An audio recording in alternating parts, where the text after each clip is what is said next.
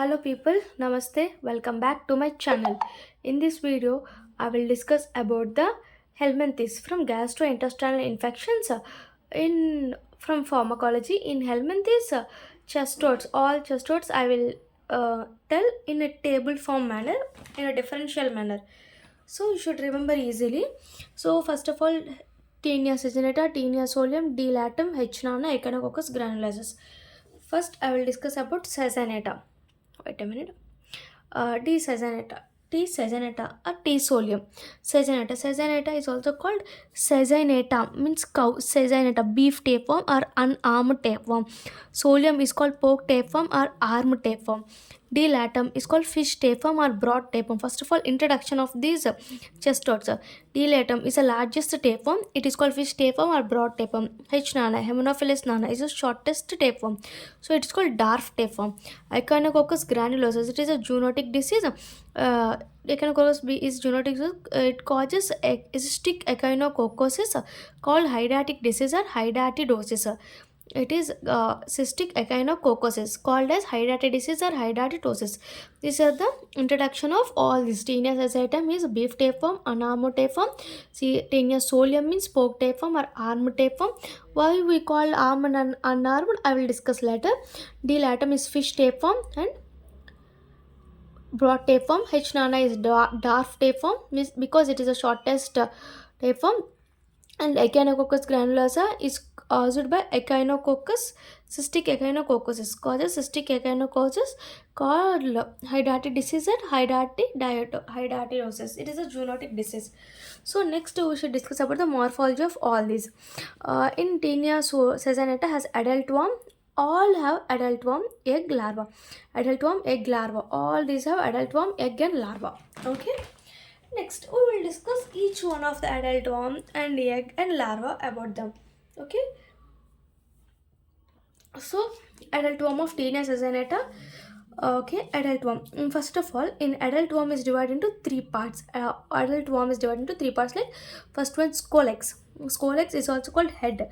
Next one, neck. Next one, strobillae or body. So every adult worm has a scolex, neck, and strobillae. Every strobillae has an proglottids. Okay, and neck and scolex having four circular suckers and no hooklets are formed in Taenia saginata. So this is called no hooklets are formed. So it is called unarmed tapeworm. But solium having hooklets are present. So it's called armed tapeworm. See, this is a diagram of a scolex. It having four suckers with no hooklet is present. But in solium, it has four suckers. It's a scolex. It has four suckers and have a hooklet. So it is called armed tapeworm. Scolex, it has neck and it has strobillae. And again, dilatum, largest tapeworm, fish or broad tapeworm. In adult worm, it again has scolex, neck, strobillae. Scolex has no hooklets, neck, and strobillae has proglottids. Same. Scolex, neck, strobillae in H. nana.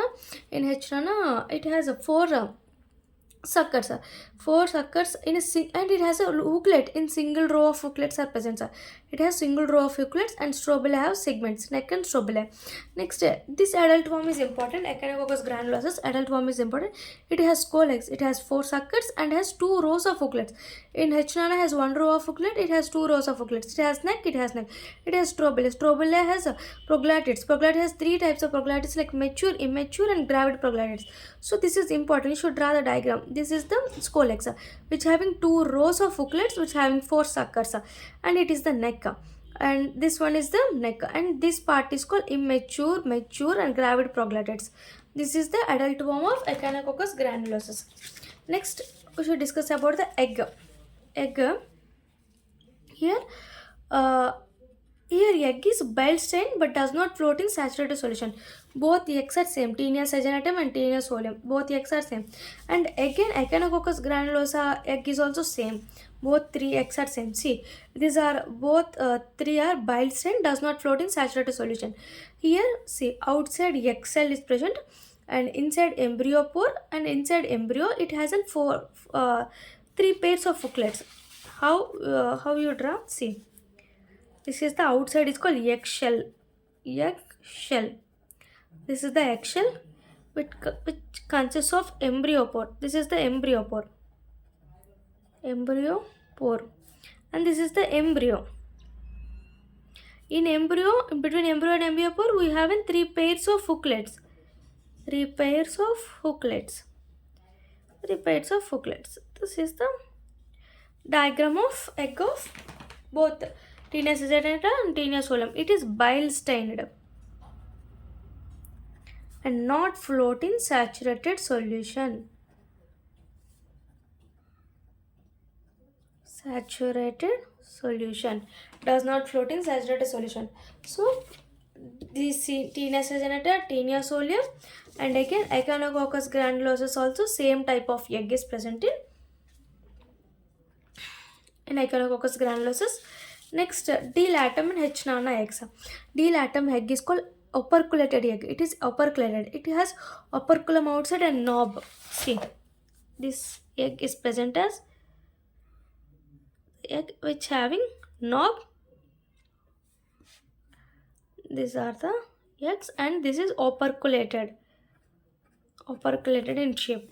Upwards is operculated, so it is called operculated egg. It is also bile stained, does not float in saturated solution. Next, H nana.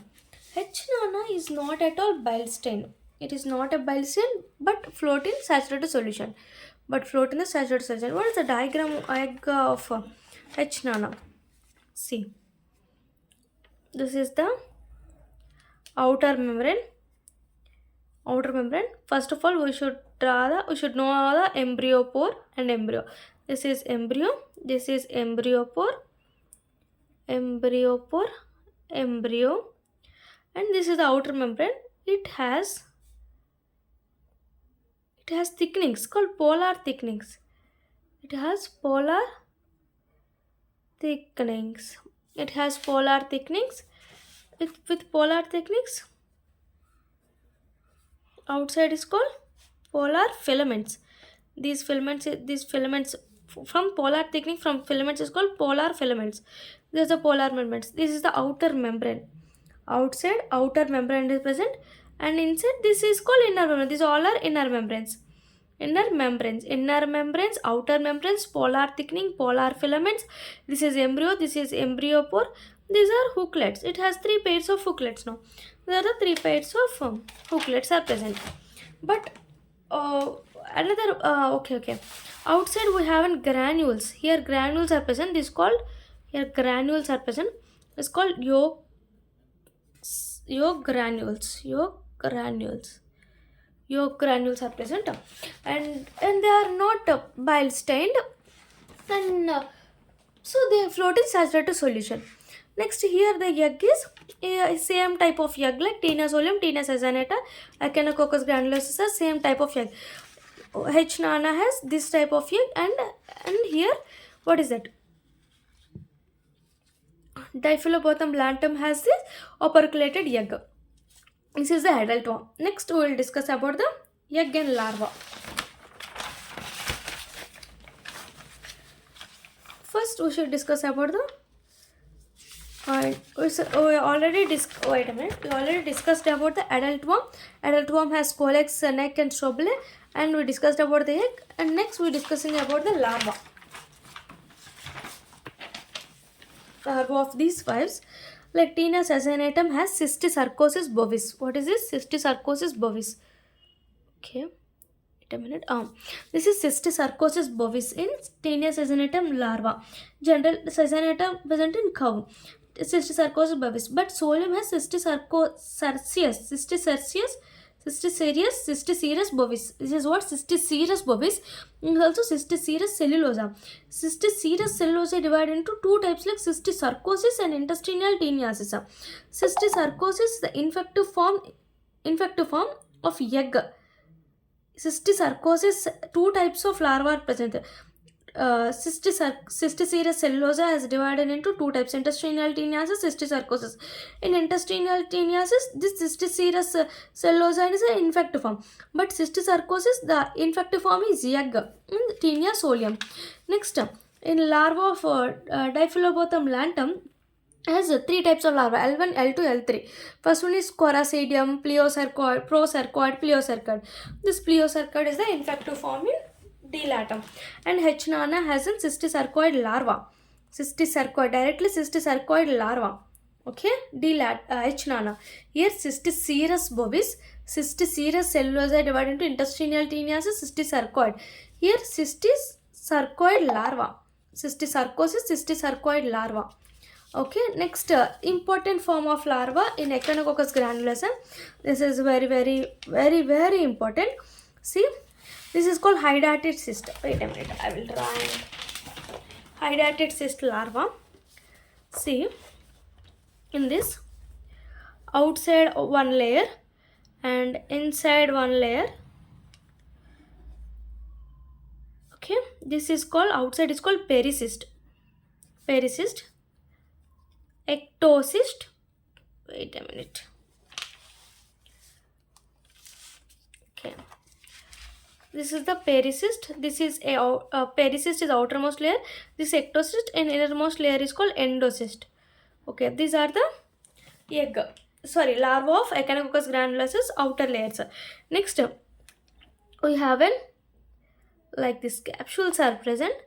These are called brood capsules. Brood capsules. In brood capsules, we have this structure is called protoscoles.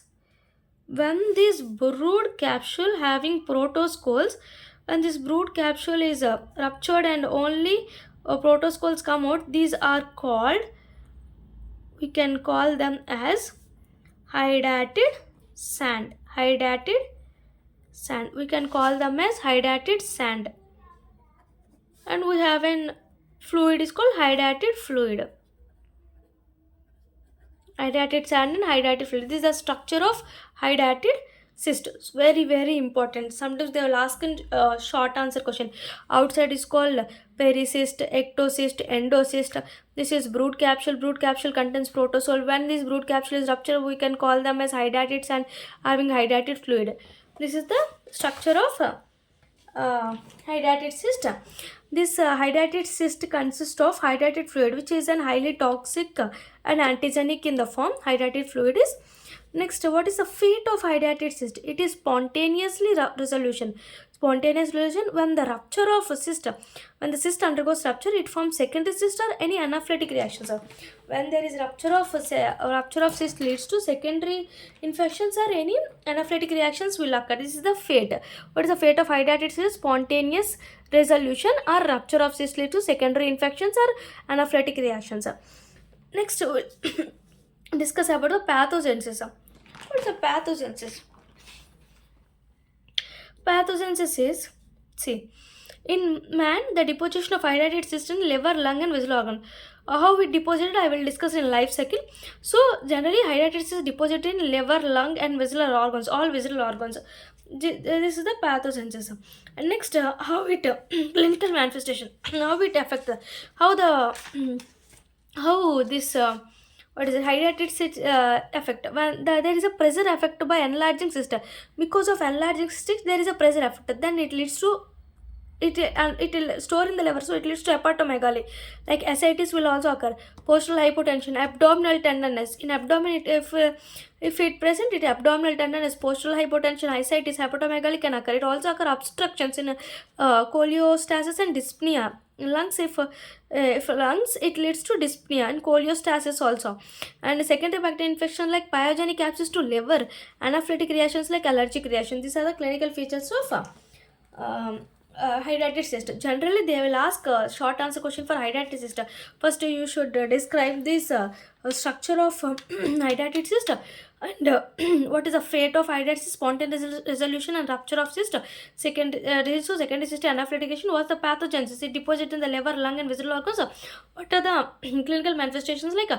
When it enlarging cyst leads to pressure effect like hepatomegaly, ascites and abnormal distension, postural hypotension. Obstruction leads to dyspnea and cholestasis, and secondary infections are pyogenic abscess to liver, and anaphylactic reactions are allergic reactions. In next video, I will discuss about the all other clinical manifestations and pathogenesis. Thank you. Please subscribe my channel and please support us. Thank you so much.